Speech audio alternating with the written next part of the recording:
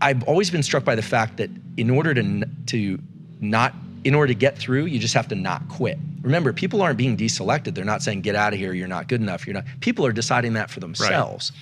And so it's interesting because it brings about a real world experiment of people who are quitting, and I believe they're quitting because they can't manage these neurotransmitters.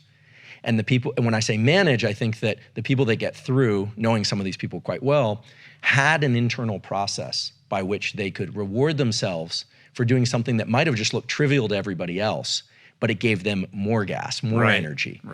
Right?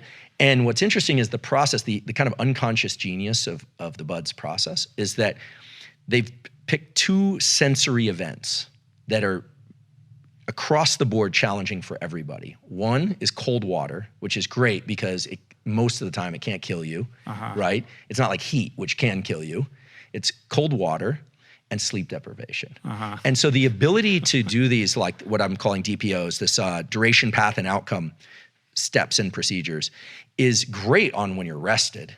When you have well-fed, well-slept, you can do anything. You can be in any hard conversation. You can work through anything. So what they do is they start taking the autonomic nervous system, which is these deep reserves of the nervous system, that when our autonomic nervous system is off, it starts making us pay more attention to how we feel than the demands of the world around us. Remember that basic challenge in the nervous system.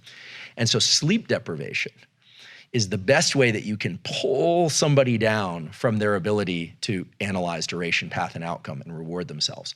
Sleep deprivation is the way in which you essentially pull apart the nervous system and the way that it wants to function, because it's very easy, again, rested to do all this. But so what they do is they're sleep deprived people, they put them in cold water. They're trying to get them more in touch with the way that they feel inside than what they need to do in response to the external demands.